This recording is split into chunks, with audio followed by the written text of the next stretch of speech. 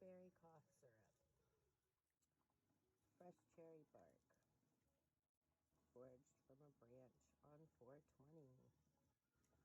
The 420 batch of this is going to be a cough suppressant, a lung expectorant, good healing. If you could just smell this, it's so strong and lively.